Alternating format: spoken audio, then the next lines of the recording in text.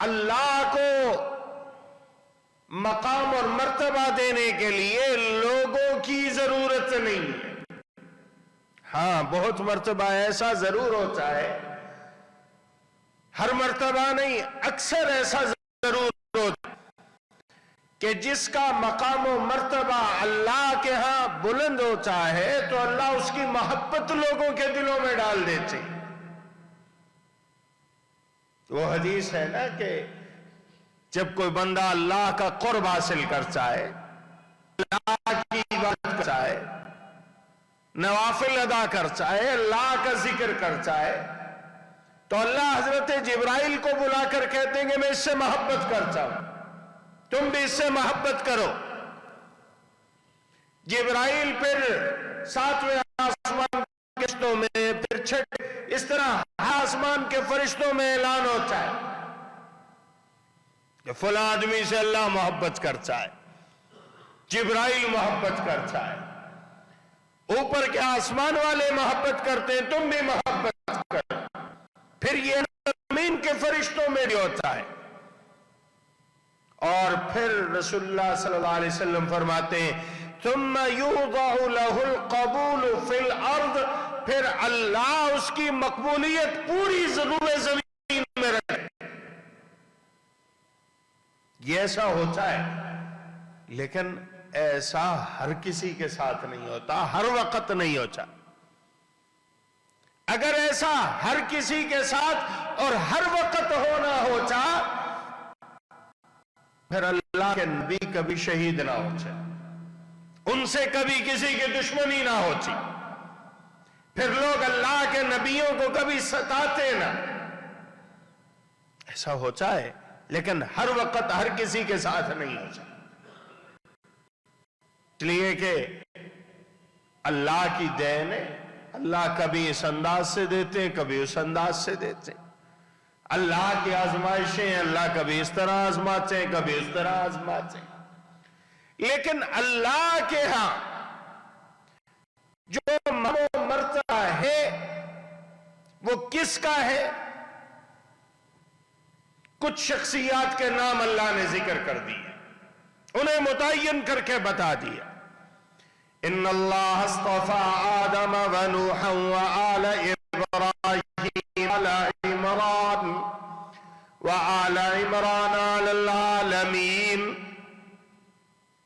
اللہ نے متعین کر دیا کہ میں نے آدم کو بھی منتخب کیا ہے، میں نے نوح کو بھی منتخب ہے، میں نے ابراہیم کے خاندان کو بھی چن لیا ہے، میں نے عمران کے خاندان کا بھی انتخاب کر لیا ہے۔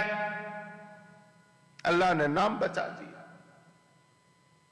کچھ ایسے ہیں کہ جن کے نام لے کر اللہ نے ذکر کر دیا کہ یہ وہ ہیں، اللہ کی نظر میں ان کا مقام و مرتبہ بہت بلند اور بہت اونچا ہے۔ رسول اللہ صلی اللہ علیہ وسلم نے بھی ذکر کر دیا، قَوْلَ مِنَ الرِّجَالِ كَثِيرٌ، کہ مردوں میں بہت سے لوگ کمال کو پہنچے، عورتوں میں کمال تک پہنچنے والی چند عورتیں، جی کون سی؟ رسول اللہ صلی اللہ علیہ وسلم نے دو نام فرمایا، آسیہ امرأۃ فرعون ومریم ابنۃ عمران، ایک فرعون کی بیوی آسیہ کہ جس نے فرعون کے ظلم و ستم کے باوجود ایمان کو نہ صرف یہ کہ قبول کیا بلکہ موت تک ایمان پر استقامت اختیار کی، اور دوسری حضرت عمران کی بیٹی سیدہ مریم، سیدہ عیسیٰ علیہ السلام کی والدہ، حضرت عیسیٰ کی والدہ۔ پھر اپنی امت کی کچھ عورتوں کا نام لیے، سیدہ خدیجہ کا تذکرہ ہوا، ان کے جنت میں مقام کا تذکرہ ہوا۔ فضل علی النساء کفضل الطعام کفضل السرید علی سائر الطعام، کہ کھانوں میں جس طرح سرید کو افضلیت حاصل ہے، اسی طرح عورتوں میں عائشہ کو افضلیت حاصل ہے۔ وفاطمہ سیدۃ نساء اہل الجنہ، جنتی عورتوں کی سردار فاطمہ، نام لے لیا۔ قرآن کریم انبیاء کا نام لیتا ہے، ان کا مقام مرتبہ نام لے کر ذکر کیا۔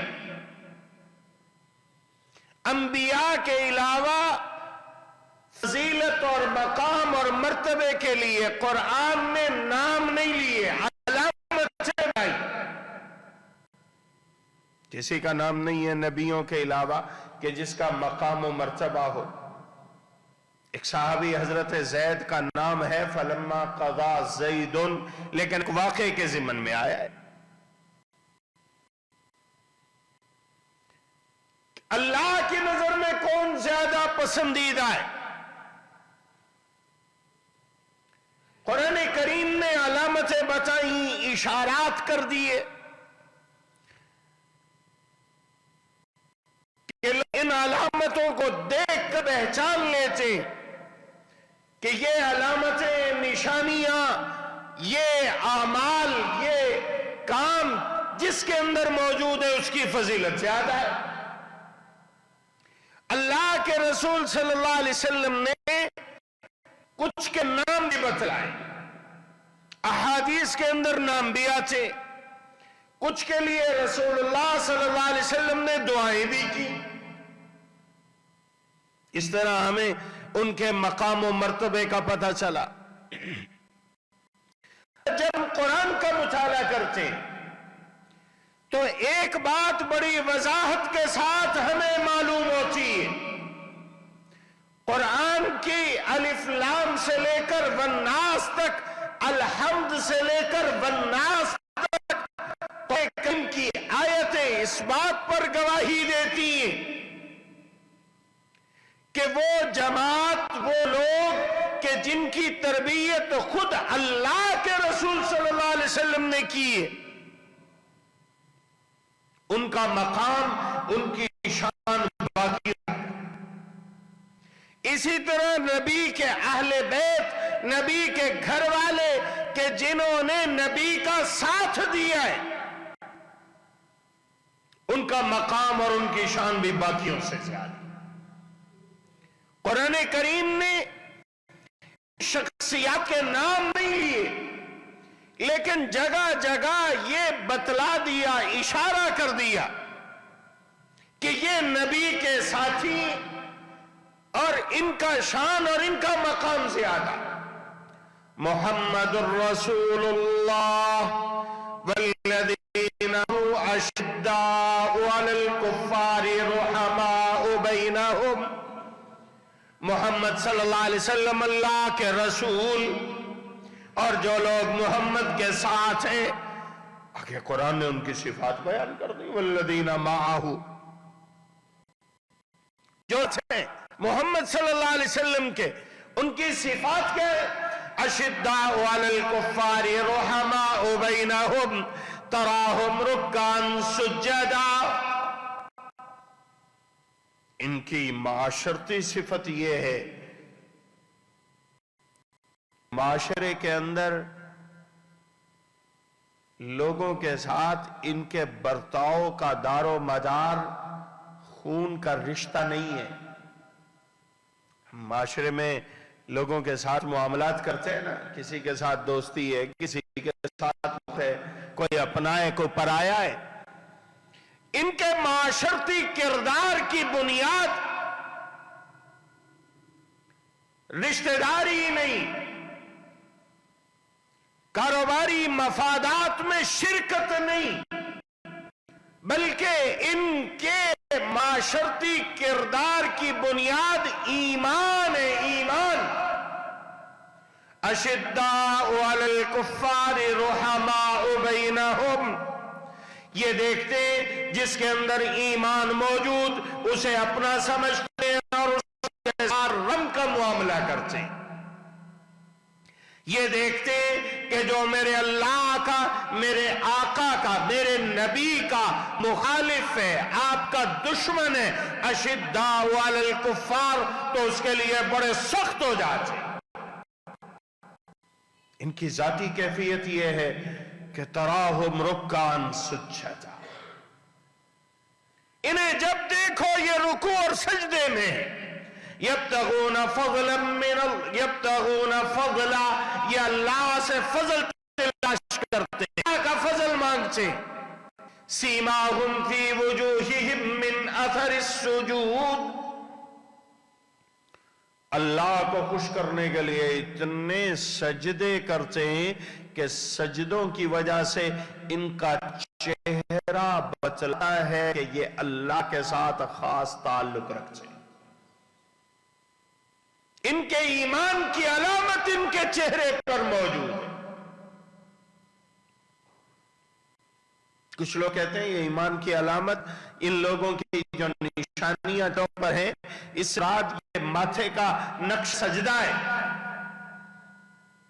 لیکن امت کی اکثریت یہ کہتی ہے کہ یہ نقش سجدہ ضروری نہیں ہے، خود چہرہ بتلاتا ہے، چہرے کی تازگی، چہرے کی نورانیت، بھلے ایک انسان تھکا ہوا ہو لیکن اس کے چہرے کی کیفیت بتلا دیتی ہے، بھلے اس کا رنگ کالا سیاہ ہو لیکن اس کا چہرہ بتلاتا ہے کہ اس کے دل میں ایمان کا نور موجود ہے۔ یہ سیماہم من اثر السجود ہے۔ خیر بات کہیں اور نکل گئی، میں عرض یہ کر رہا تھا کہ اللہ نے قرآن کریم میں کچھ صفات بتلا دی، ان صفات کی روشنی میں ہم یہ معلوم کر سکتے ہیں کہ اللہ کی نظر میں کس کا مقام زیادہ ہے، کون بلند مرتبے والا ہے۔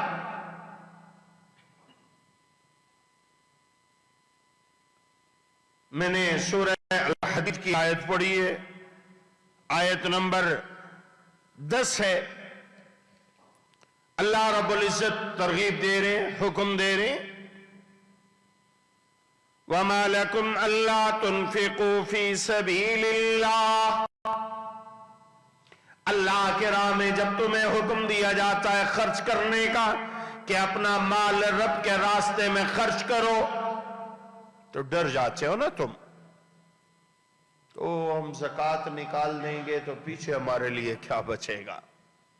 شیطان ڈراتا ہے نا، الشیطان یعدکم الفقر، شیطان فقر کا خوف دلاتا ہے۔ صدقہ کرو گے، خیرات کرو گے، غریب کی امداد کرو گے، مسجد کی تعمیر میں حصہ ڈالو گے تو تمہارے پاس تو کچھ باقی نہیں رہے گا۔ یہ شیطان ڈراتا ہے۔ ہاں میں کہا کرتا ہوں، قرآن کریم نے واضح اعلان کر دیا ہے، بار بار اس بات کو سمجھا دیا ہے کہ ایک تمہاری نگاہ ہے اور ایک وہ حقیقت ہے جو رب کے ہاں ہے۔ تمہاری نگاہ یہ دیکھتی ہے کہ تم کسی کو 1,00,000 روپیہ قرضہ دے کر سود وصول کرو، 1,10,000 وصول کرو گے، تمہاری نگاہ یہ کہتی ہے کہ پیسہ بڑھ گیا ہے۔ اللہ کی طرف سے حقیقت کا اعلان ہوتا ہے، یمحق اللہ الربا، میں نے اس پیسے کو گھٹا دیا ہے، یہ ختم ہو گیا ہے، مٹ گیا ہے۔ تمہاری نگاہ ہے، غلط اور حرام طریقے سے مال جمع کرو، جھوٹ بول کر مال جمع کرو، دھوکہ دے کر 2 نمبر چیز 1 نمبر بنا کر بیچ دو، ملاوٹ کر کے خالص کا ریٹ لگا کر بیچ دو، تمہاری نگاہ یہ کہتی ہے کہ مال بڑھ گیا، تمہیں یہ نظر آتا ہے کہ پیسے زیادہ ہو گئے، جیب بھر گئی ہے، حقیقت میں کچھ نہیں، یہ کم ہوا ہے۔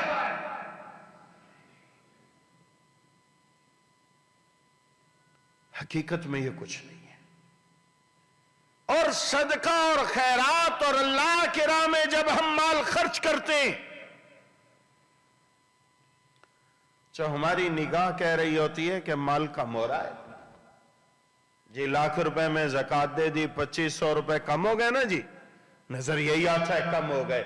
अल्लाह फरमाते हैं तुम्हारी निगाह का धोखा है, तुम्हारी नजर में माल कम हुआ है, व युर्बिस सदाकात, मैंने तुम्हारे इस माल को बढ़ा दिया है। क्यों ना हो, अल्लाह के रसूल सल्लल्लाहु अलैहि वसल्लम इरशाद फरमाते कि अल्लाह ने कुछ फरिश्तों की ड्यूटी लगा दी, जिम्मेदारी लगा दी, वो रोजाना सुबह शाम रब से दुआएं करते कि जो बंदा अल्लाह की राह में खर्च करता है वो उसके लिए दुआ करते, अल्लाहुम्मा आति मुनफिकन खलाफा, ए अल्लाह जिसने तेरी राह में खर्च किया है उसे इसका नेमल बदल अता फरमा, इसे और ज्यादा मिल जाता है, और ज्यादा मिल जाता है। और जो छुपा छुपा कर रखता है, अल्लाह के रास्ते में खर्च नहीं करता, डरता रहता है, तो हमेशा पीछे रहता है, उसको फरिश्ते की दुआ भी नहीं मिलती, कुछ मिलता भी नहीं है।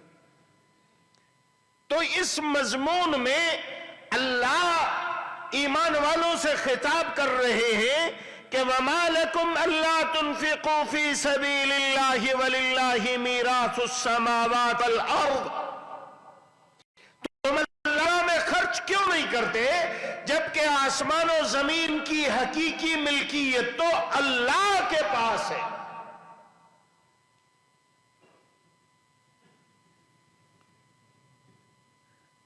कोई बड़ा सरदार साहब आ जाए ना, बड़ा ऑफिसर आ जाए, बड़ा मालदार आदमी आ जाए, किसी बादशाह से ताल्लुक हो जाए, किसी हुक्मरान से ताल्लुक हो जाए, जब हम उसकी ज़ियाफत और मेहमानी करते हैं, उसको हदिया देते हैं तो बढ़ चढ़ कर देते हैं, अपनी हैसियत से ज्यादा उसको देते हैं। क्यों देते हैं? इसलिए देते हैं कि आज हम इस पर खर्चा करेंगे तो कल ये हमारे मुआमलात में हमारी मदद करेगा, हमारे मफादात इससे वाबस्ता है। हमें जब मालूम हो जाए कि फलां कैंडिडेट साहब इलेक्शन में जीतने वाले, हम उनके पेनाफ्लेक्सों पर, इश्तिहारात पर, बैनरों पर लाखों रुपए खर्च कर देते। क्यों? इसलिए कि जीतने के बाद हमें बड़ा फायदा हो। कुछ लोगों की आदत होती है, उनका काम ही ऐसा होता है, जब भी कोई सरकारी ऑफिसर आए तो उसकी खिदमत में हदिया पेश करते हैं। हदिया तो खैर देना चाहिए, अच्छी बात है, लेकिन नीयत अगर बिगड़ गई तो सब कुछ बिगड़ गया। मकसद क्या होता है कि जी हमने उनसे काम निकलवाने, कल को हमें काम देंगे। ये छोटे से इख्तियारात वाले, थोड़े इख्तियारात वाले लोग, तुम उनको खुश करने के लिए अपना इतना माल खर्च कर देते हो। वलिल्लाहि मीरासुस समावाति वल अर्ज़, जिस अल्लाह के पास जमीन और आसमान की बादशाही है, जिस अल्लाह के पास जमीन और आसमान की मिल्कियत है, जिस अल्लाह के पास इस पूरी कायनात की हुकूमत और बादशाही है, उसके नाम पर खर्च करो, वो तुम्हारे हर मामले को दुरुस्त कर देगा। वमा लकुम अल्ला तुनफिकू फी सबीलिल्लाह, तुम्हें क्या है कि तुम्हें क्या हो गया है कि तुम उस अल्लाह के राह में खर्च नहीं करते, हालांकि अल्लाह के पास तो आसमान और जमीन की मीरास है, वरासत है, मिल्कियत है। फिर अल्लाह ने मिसाल दी, देखो ना, मेरे नबी के साथ देने वाले कुछ ऐसे लोग भी थे कि उनके पास कई कई दिनों तक अपने पेट में डालने के लिए लुकमा नहीं होता था, लेकिन जब नबी का हुक्म आता तो वो अपना सब कुछ अल्लाह के नबी के कदमों में कुर्बान कर देते थे। इसलिए फरमाया لا يستوي منكم من انفق من قبل الفتح وقاتل، وہ لوگ جنہوں نے فتح مکہ سے پہلے اللہ کی راہ میں مال خرچ کیا، جہاد کی، جنگوں میں کی، بات کے لوگوں برابر نہیں ہو سکتے، یہ ان سے بہت بلند اور اونچے۔ اس لیے تو ہم کہتے ہیں نا، وہ دیکھو ابو بکر صدیق کو، جتنا مال تھا آقا کے لیے قربان کر دیا۔ عمر فاروق، عثمان غنی، اتنا دیا کہ نبی اسے اٹھا رہے اور دیکھ کر خوش ہو رہے، کہہ رہے ما ضر عثمان ما عمل بعد اليوم، آج کے بعد عثمان کوئی بھی عمل کرے اسے نقصان نہیں ہوگا، اس لیے کہ اس نے اللہ اور اس کے رسول کو خوش کر دیا ہے۔ علی المرتضی، اس لیے یہ وہ لوگ ہیں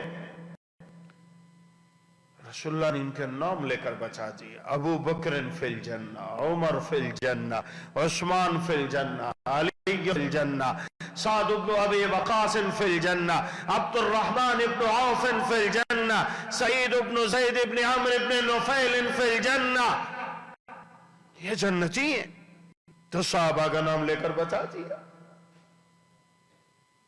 یہ کیا ہے کہ ان لوگوں نے اس ذات کے لیے مال خرچ کیا، جس کے پاس سب کچھ ہے تو اس نے پھر ان کو مقام بھی اونچا دے دیا۔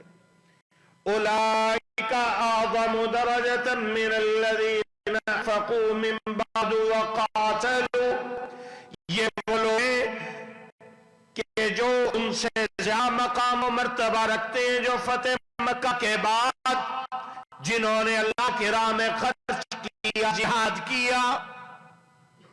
فتح مکہ سے پہلے اصل میں رسول اللہ صلی اللہ علیہ وسلم کے جو صحابہ ہیں نا، ان کے مختلف درجے ہیں۔ ان میں سب سے پہلا درجہ ہے السابقون الاولون من المہاجرین والانصار، سب سے پہلے جنہوں نے اسلام قبول کیا۔ آقا نے اعلان کیا، اسلام میں داخل ہو گئے۔ ابو بکر صدیق سب سے پہلے، علی المرتضی رضی اللہ تعالیٰ عنہ بالکل ابتدائی ہے، پہلے بچوں میں سب سے پہلے انہوں نے اسلام قبول کیا۔ سیدہ خدیجہ خواتین میں سب سے پہلے مومن آئے، پھر ایک ایک کر کے آتے گئے، حضرت عثمان ہیں، حضرت عمر ہیں، حضرت امیر حمزہ ہیں، عبداللہ ابن مسعود ہیں، حضرت عمار ابن یاسر ہیں، حضرت یاسر ہیں، یہ ہجرت سے پہلے جنہوں نے اسلام قبول کیا۔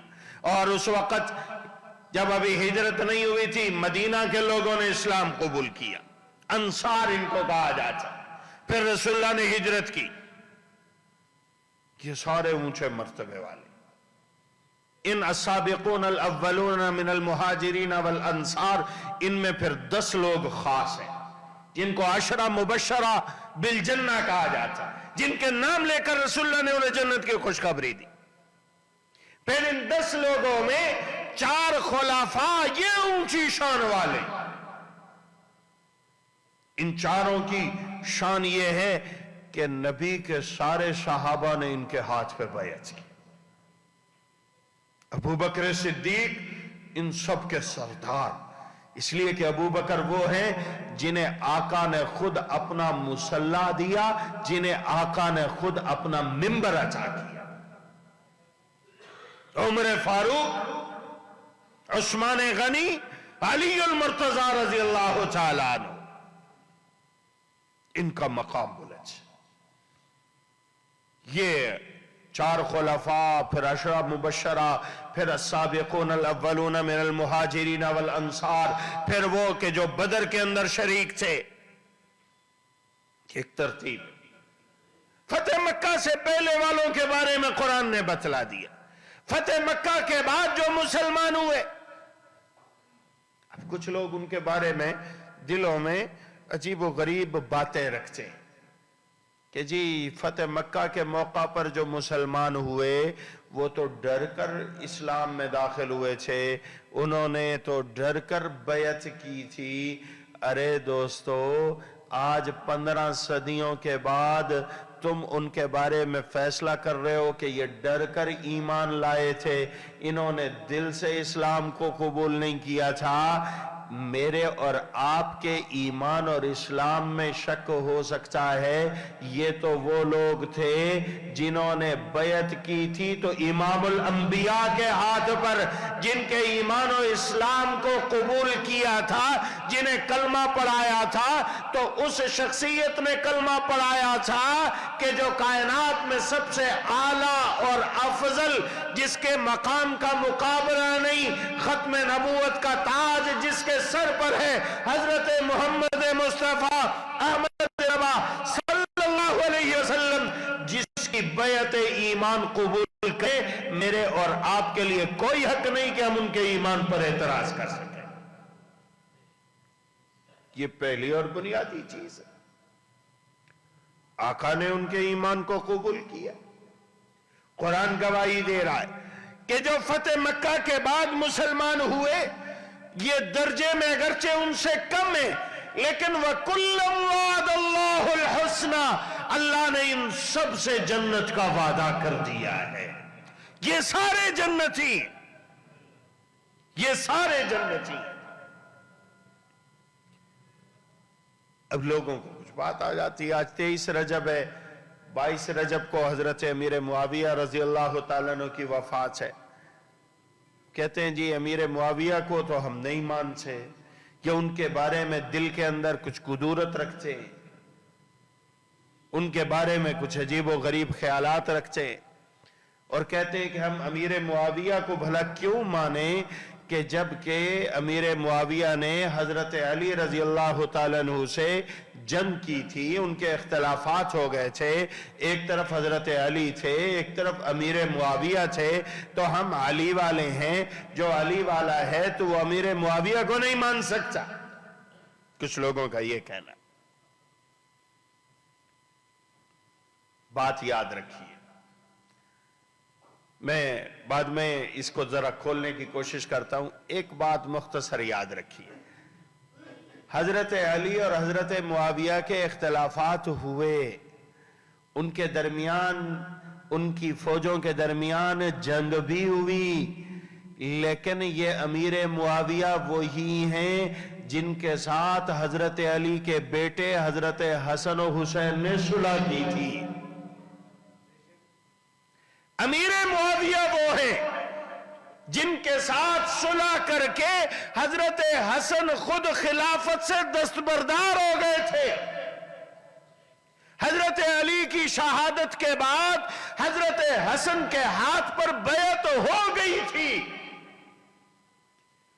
لیکن انہوں نے یہی مناسب سمجھا کہ امیر معاویہ سے صلح کر لیں اور وہ اپنی بیعت کو ختم کر لیں، اپنی خلافت سے دستبردار ہو گئے اور حضرت امیر معاویہ کی حکومت کو تسلیم کر لیا۔ اب جب علی کا بیٹا امیر معاویہ کی حکومت تسلیم کر رہا ہے تو مجھے کیا حق پہنچتا ہے امیر معاویہ پر اعتراض کرنے کا؟ جب حضرت علی کی جب امیر معاویہ سے جنگ تھی تو ان جنگوں میں حضرت حسن بھی امیر معاویہ کے خلاف تھے، حضرت علی کی لشکر میں قیادت کیا کرتے تھے، لیکن جب صلح ہو گئی بات ختم۔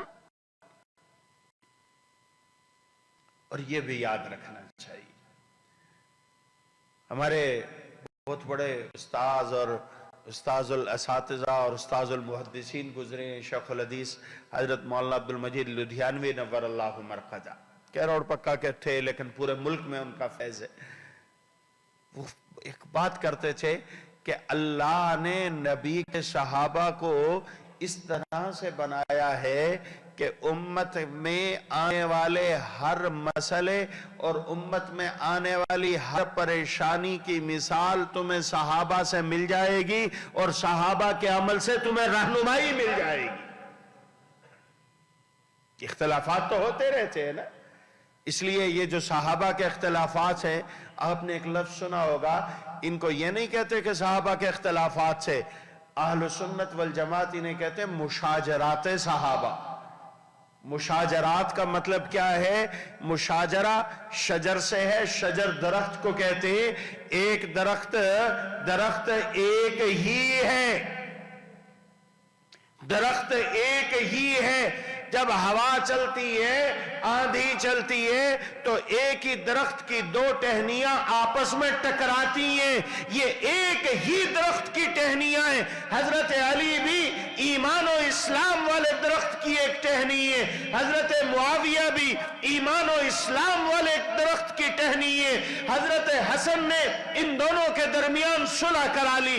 مجھے وہ حدیث یاد آ رہی ہے، اللہ کے رسول صلی اللہ علیہ وسلم منبر پر تشریف فرمائے، خطبہ دے رہے، حضرت حسن آتے، ابھی چھوٹے بچے کھیلتے ہوئے آتے، آقا انہیں اپنی ران پر بٹھاتے، لوگوں کو اعلان کر کے کہتے ان ابنی ھذا سید، میرا یہ بیٹا سردار ہے، سیصلح اللہ بہ بین فئتین عظیمتین من المسلمین، اللہ اس کے ذریعے مسلمانوں کی دو بڑی جماعتوں میں صلح کرائے گا۔ رسول اللہ نے کی پیشین گوئی ہے، حسن کے ذریعے دو بڑی جماعتوں میں صلح ہوگی، اس لیے ہم حضرت معاویہ کو کبھی برا بھلا نہیں کہتے، نبی کے صحابی ہیں، وَكُلًّا وَعَدَ اللَّهُ الْحُسْنَى میں شامل ہے۔ مقام و مرتبے میں حضرت معاویہ سے حضرت علی بہت اونچے ہیں۔ میں نے عرض کیا ہے کہ وہ تو عشرہ مبشرہ میں، اور عشرہ مبشرہ میں سے بھی حضرت علی السابقون الاولون میں، پھر السابقون الاولون کے بعد اونچا مرتبہ بدریوں میں، اس سے بھی اونچا مرتبہ یہ عشرہ مبشرہ میں، اس سے بھی اونچا مرتبہ کہ یہ نبی کے 4 خلفاء میں سے، پھر اہل بیت میں سے۔ لیکن اس کا یہ مطلب نہیں کہ حضرت معاویہ کو کوئی بندہ برا بھلا کہنا شروع کر دے، ہرگز نہیں، یہ بھی نبی کے صحابی ہیں۔ اور کون ہے؟ ایک ہی بات، وقت مکمل ہو گیا ہے، صحیح بخاری میں حدیث ہے، حضرت انس فرماتے ہیں، میری خالہ، حضرت انس کی خالہ تھی، ان کا نام تھا ام حرام بنت ملحان، مدینہ کی تھی، لیکن رسول اللہ صلی اللہ علیہ وسلم کی کسی حوالے سے رشتہ دار تھی، اور اس رشتہ داری کی وجہ سے ام حرام رسول اللہ کی محرم بنتی تھی، آپ علیہ السلام کا ان سے پردہ نہیں تھا۔ صحیح بخاری میں ہے، حضرت انس کہتے ہیں کہ رسول اللہ صلی اللہ علیہ وسلم میری خالہ ام حرام کے پاس آتے، میری خالہ آپ کے لیے کھانا تیار کرتی، رسول اللہ صلی اللہ علیہ وسلم کھانا تناول فرماتے، انہی کے گھر میں لیٹ جاتے، دوپہر کو آرام کرتے۔ ایک دن آقا تشریف لائے، ان کے گھر میں لیٹے ہوئے تھے، ام حرام رسول اللہ صلی اللہ علیہ وسلم کے سر مبارک میں انگلیاں پھیر رہی تھیں تاکہ آپ کو کچھ سکون محسوس ہو۔ اس دوران رسول اللہ صلی اللہ علیہ وسلم کو نیند آ گئی، آپ کی آنکھ لگ گئی، نیند آئی، آپ بیدار ہوئے۔ ام حرام پوچھنے لگی کہ آقا کیا وجہ ہے، آپ مسکرا رہے ہیں، خوش ہو رہے ہیں؟ فرمایا کہ ہاں، میں اس لیے مسکرا رہا ہوں کہ مجھے ابھی نیند کے اندر میری امت کا ایک لشکر دکھایا گیا، یغزون فی سبیل اللہ، اللہ کے راہ میں جہاد کر رہا ہے، اور جہاد بھی سمندر میں کر رہا ہے، اور سمندر میں کشتیوں کے اوپر یہ لوگ یوں بیٹھے ہیں، کل ملوک علی الاسرہ، جیسا کہ بادشاہ تخت پر بیٹھتے ہیں، یہ بھی انہی پر بیٹھتے ہیں، یہ بھی انہی تختوں پر بیٹھے سمندر کے اندر ہیں، اللہ کے دین کی سربلندی کے لیے جہاد کر رہے ہیں۔ میں انہیں دیکھ کر بڑا خوش ہو گیا کہ یہ میری امت کے بڑے اچھے لوگ ہیں۔ ام حرام کہتی ہیں آقا یہ وہ لوگ ہیں جنہیں دیکھ کر آپ کے چہرے پہ مسکراہٹ آ گئی ہے، یہ وہ لوگ ہیں جن کا خواب، جن کے بارے میں خواب آپ کو دکھایا گیا، آپ خوش ہو گئے۔ ادعو اللہ ان یجعلنی منہم، اللہ سے دعا کیجئے یہ لشکر جس نے آپ کو خوش کیا ہے، اللہ مجھے بھی اس لشکر میں شامل کر دے۔ رسول اللہ نے دعا کر دی، اے اللہ ام حرام کو اس لشکر میں شامل کر دے۔ پھر سو گئے، سونے کے بعد پھر آنکھ کھلی، مسکرا رہے۔ ام حرام کہتی ہیں آقا کیوں مسکرا رہے؟ فرمایا کہ مجھے لشکر دکھایا گیا، سمندر میں جہاد کر رہا ہے، میں دیکھ کر خوش ہو گیا ہوں۔ ام حرام کہنے لگی اللہ سے دعا کیجئے اللہ مجھے اس لشکر میں بھی شامل کر دے۔ فرمایا کہ نانا، وہ جو پہلا لشکر تھا جس کے لیے میں نے دعا کر دی ہے، تم اس پہلے لشکر میں ہو، یہ دوسرا لشکر ہے۔ زمانہ گزر گیا، وقت گزر گیا، حضرت عثمان خلیفہ بن جاتے، حضرت معاویہ حضرت عثمان سے اجازت مانگتے، اجازت دیجئے ہم ایک باہری بیڑا تیار کرتے، ہم ایک فورس تیار کرتے، سمندری مجاہدین کا ایک لشکر تیار کرتے، ایک نیوی کی فورس تیار کرتے۔ اجازت مل جاتی ہے، امیر معاویہ امیر البحر بن جاتے، امیر معاویہ ایڈمرل بن جاتے، نیوی کے چیف بن جاتے، لشکر لے کر جاتے ہیں۔ اس پہلے لشکر کو